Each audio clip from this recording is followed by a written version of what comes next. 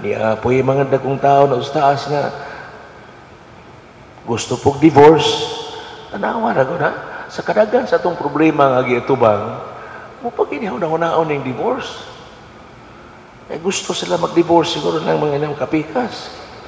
What God has joined together, let nobody put asunder. Si bisang kinsa yun. Mga sa atong Catholic Church, there are cases nga magka-divorce. Ay cases ulit. Pero sa sinugdanan ni wala. Mabitaw ingon si Kristo nga. Dahil nag-ingon ni Kristo nga. Nga naman lagi, sa una, may mo mag-use as write a note and goodbye, divorce. Ingon si Kristo, kay gahi man silang ulo na nasa Bible, kay gahi man silang ulo. Abi ni mo kinsay piyesta karon si Saint John Fisher and Thomas More. Father Saint John Fisher and Thomas More. John Fisher was a priest. He was a cardinal even. And then Thomas More was the chancellor of King Henry VIII. King Henry VIII wanted to divorce his wife. Kaya nakita magwapa yung maid, si Anne Boleyn. Imagine na, he wanted to divorce Catherine. King Henry VIII, yan ang sa history na to. So, sa una lagi, kinalaman ang higit sa Santo Papa, kaya there was just no separation between church and state, meaning to say, the state, mananghit po sa government. The government, mananghit po sa Santo Papa, church and state. So, King Henry VIII told the Pope, Your Holiness, I want to divorce my wife. I want to marry another woman, Anne Boleyn. And the Holy Father nga, no. May mo. Says, kung dili ka mo sugot, goodbye. Ingon po ng Santo Papa, goodbye. The church cannot just compromise because of the wishes of the king. No. So, goodbye. Suko si King Henry VIII. Iyang sekretary, St. Thomas More, banggiitan ng abogado. May gihimo niyang sekretary, pwede ba mag-divorce? Ingon siya, no. Both of them were beheaded. So, were beheaded. That was the start of the Lutheran. Not Lutheran, but the Episcopalian. Start sa mga Protestant sa England. Ikuba ni King Henry VIII ang cathedral. Ipampunggutan ang mga santos. Kaysa may nakadto sa London. Unahin nakadto sa London, adto mo sa cathedral. Sa London, luoy kayang cathedral. The best cathedral. Mga marmol ang mga santos. Pagpunggutan niya, guba ang altar, usob niya. Usob niya. Noon ang history, maulaw ang mga British, maulaw ang mga English sa nahitabo nila. Moto si Blair, the Prime Minister Blair, he was a Protestant. Himbalik sa Catholic. But anyway, mo na nahitabo because King Henry VIII wanted to divorce wife at the church. Wagin ang church. O sa nagkaroon din dugay na ning divorce ni kay daghan ang mga kagrismen ang gusto gyud. O mudaog man ganina na sige lang pero nahibawa beta atong pagto our Catholic Church. O ginang na to mo bitaw ni nga the sacrament of marriage is sacred. Very sacred kining sacrament of marriage. Precisely Christ and Mary went to Cana to attend that wedding celebration. Remember? Well, ito si kay Kristo, si Maria. Kanya si Mama Mary, ibaw ka naman si Mama Mary. Nagkaguliyang sila kinahutdan og bino. Mary, dinatuhan to embarrass the visitors. Ingon si Mama Mary nga, Jesus, wala na sila bino. Ingon po Jesus nga, o sa may labot nato nang umbirara man ta diri mama. Dili na mo igingon ni Jesus. Ingon sa Kristo nga, my hour has not yet come. Meaning, ayaw diya pagpanghilabot ka ng emperor at rin. So Mary was so concerned of that celebration. And then, gi-ignore ni Mama Mary ang bingo, my hour has not yet come. Una-huna ni Mama Mary, ako na guni. Inahan ko kunin mo hinauna. 9 months kami sa kong tiyan. Okay? Dito siya sa kusina, giina niya ang mga servants, do whatever he tells you. So si Jesus, nagkurat si Jesus, sunaw na ni Jesus, kaniga kong inahan, labihan, no? Ing adto si Jesus sa kusina. Punag tubig ang tadyaw, idalik na to sa mga palahubog, paim na to dito. The best wine. Christ was forced to change the water into wine because of the sacredness of that celebration. To show to the world that He was there in Cana to make that celebration sacred. Hindi lipas na basta ng kasal. Kung may kasal sa huwis, no problem. That's valid. Pero in our church, wala man ay grasya o panalangin. Sorry, mingo ka na. Papers naman na. Pero here, di man ang pari mo kasal na yun. Instrumento raman ko diri. Si Kristo mismo. In the name of Christ. In the name of the Father and of the Son and the Holy Spirit. And that makes this celebration sacred. Dugangan pa sa misa. Diba? Mananganindot kayo. Ato yung tagaan o dakong pagtagad. Kiring atong kasal. Kinatong misa. Dili ka ibaliwa lang. Pasag din na lang ubang nasod. Tanawan ang ubang nasod. Ala, libre. Pisa kapila ka magminyo diha. Ay, dili din lahi ang atong kostumbre sa kita mga Filipino. Dili ang divorce may solusyon. Theologian pa ko, wala pa ko mapari. Hapit ang ko mapari. Itagaan may assignment sa mga professors sa UST, to survey unsa bagay pros and cons sa divorce. Unsa bagay maayo, advantages o disadvantages. Grabe. Tanang mga sektor na mo sa Manila gito. Daghan ko ni. O niya among compile na mo ang sa mga result. Ang result yun, diligid maayo ang divorce. To think of the children.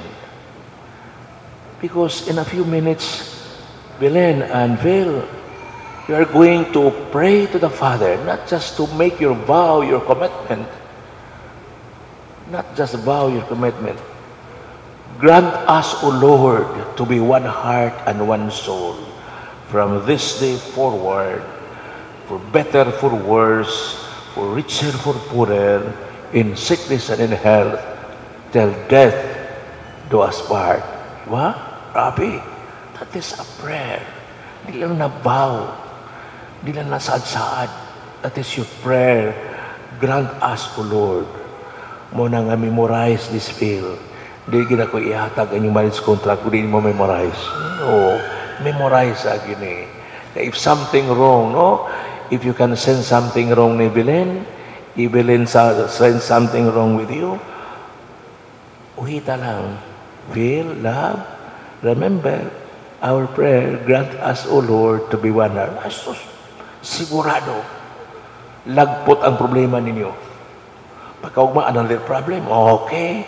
Before going to bed, grant us, O Lord, to be one heart and one soul. Ano ka? Simple kayo. Prayer. Niya kita din apila na itong prayer. Because prayer, when you pray, you are deepening your relationship with God. I like that comment sa theologian. Prayer is a deepening relationship with God. When you pray, you are deepening your relationship with God. Nagpalawom ta sa relasyon sa itong Ginoo. Why? You're talking to God. Ayaw mag-istorya sa Ginoo sa kasimana. O sa katuig, o sa may tubo. Sulay, no di mo mag-istorya o sa kasimana.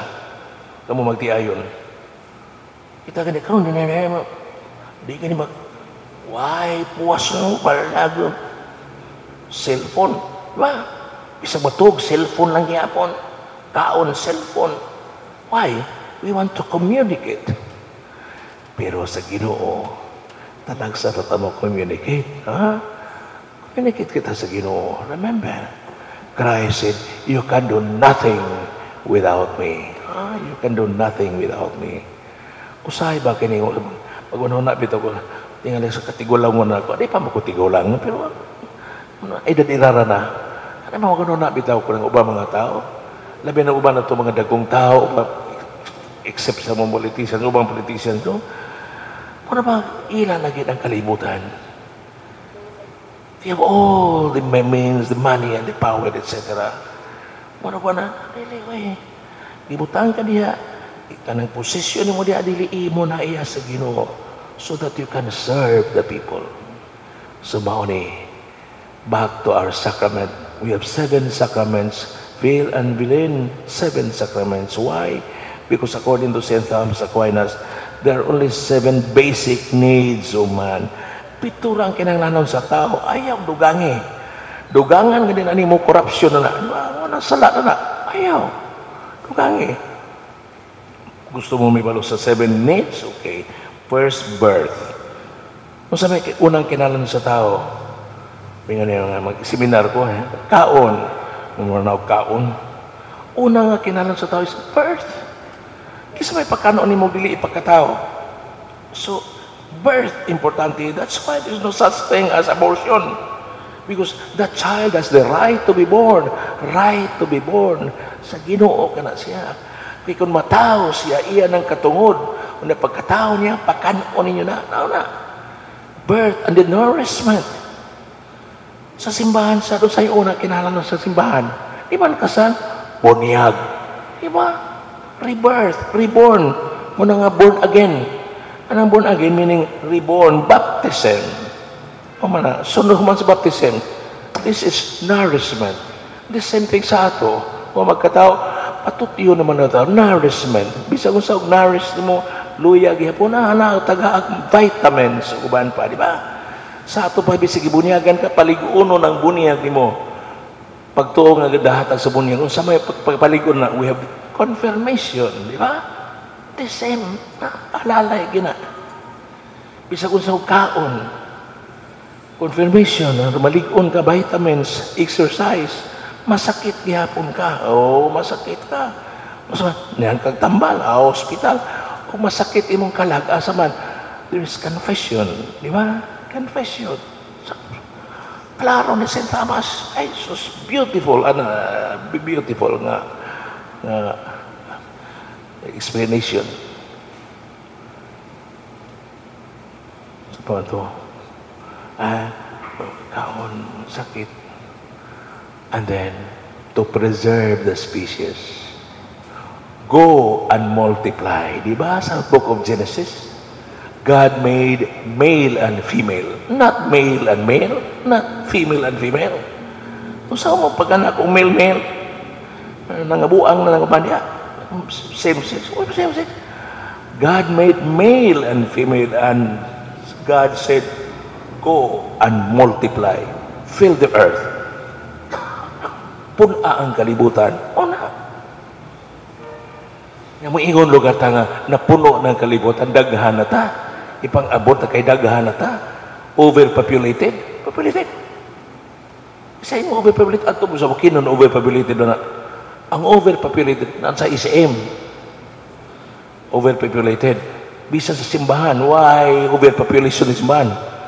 O di magalingaw may, simba ka mo. Di ba? Sus, grabe yun. Grabe ang overpopulated. Go and multiply. That is marriage.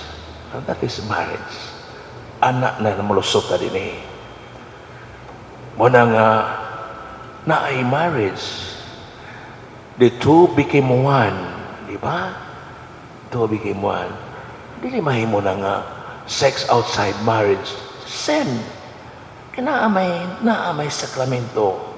Gihatag sa Ginoo. And then, naamay tahas gihatag din yun. To multiply. Fill the earth. Pagkanindot sa Ginoo. Una nga, nini ang sakramento sa kaminyon. Your purpose first is to beget children. We are here today to seal your love with an and an eternal bond before the church. I assure you of the prayers of our community that God may pour His abundant blessings on your love and help you to carry out the duties of the marriage state. My dear parents, sponsors, relatives, and friends, may I ask you to have Willen, did you come here of your own free will to bind yourself forever in the love and service of your husband, Phil Isidore? Yes, Father. Phil Isidore, did you come here of your own free will to bind yourself forever in the love and service of your wife, Willen? Yes, Father.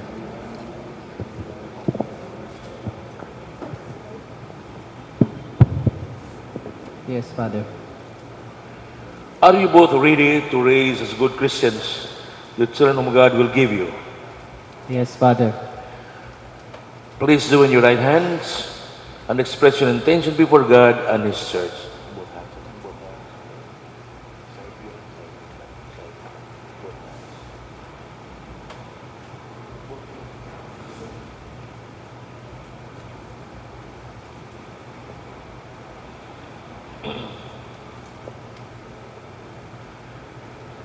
Wherein do you take Phil Isidore here present for your lawful husband according to the right of our Holy Mother the Church? Yes, I do. Do you give yourself to him as his wife? Yes, I Do do. you accept him as your lawful husband? Yes, I do.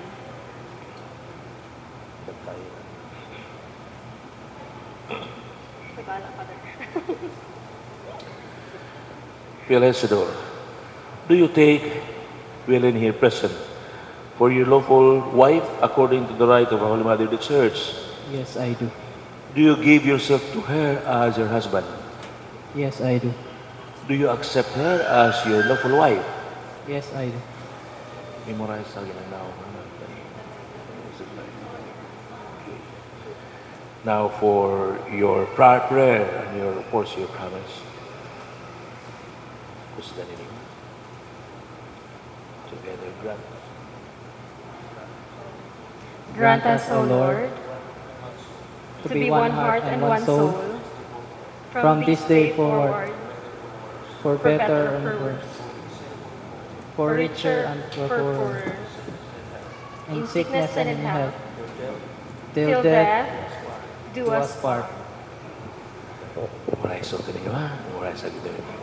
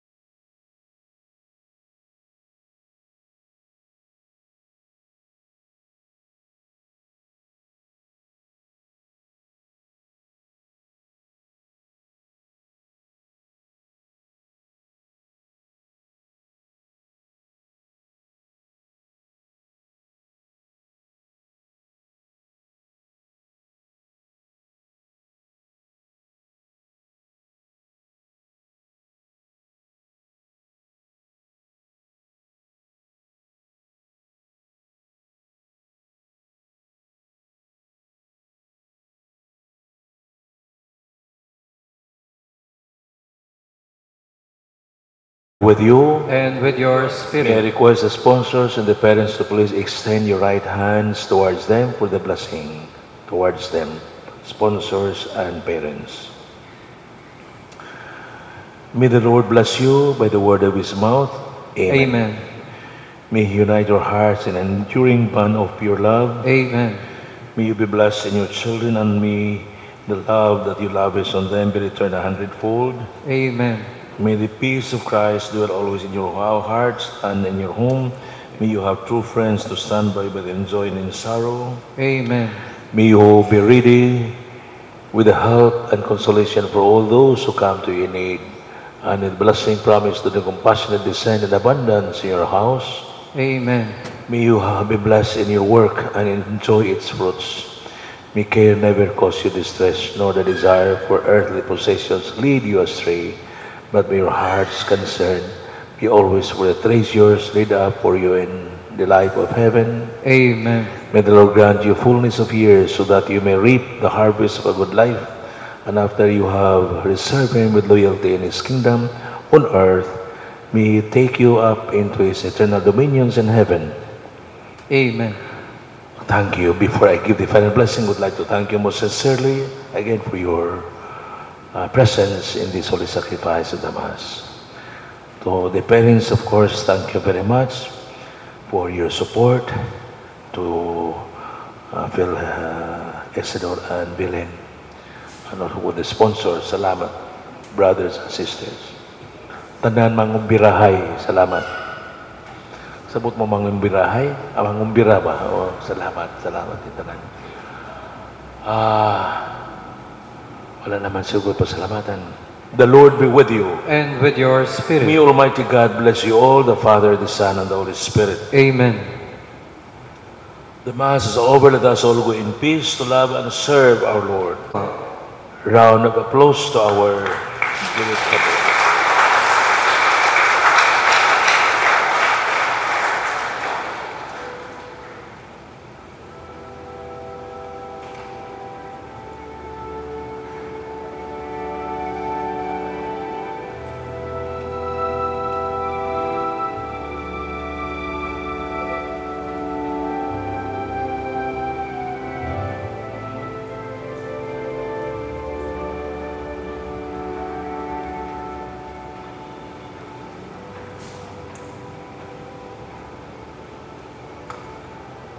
Mana? Ulit na ta? Wala na, okay. Ano pala yun? Apa inyong ipaabot? Kung sa inyong ipaabot, eh. Wala naman siguro ipaabot ninyo, ha? Ha? Na inyong ipaabot? Lain lagi mo, no?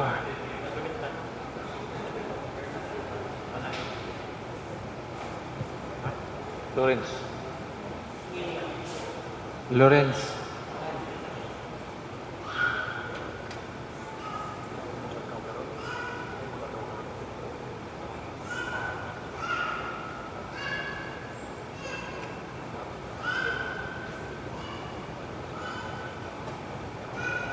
Okay, pa kamu dia mag-picture-picture, kuha sa rin kuha sa rin.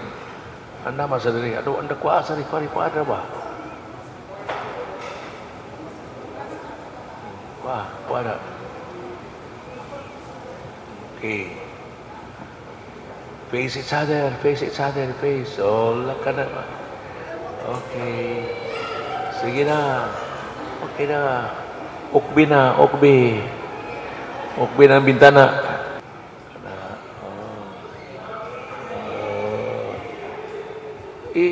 Agbong tong turong wala ba?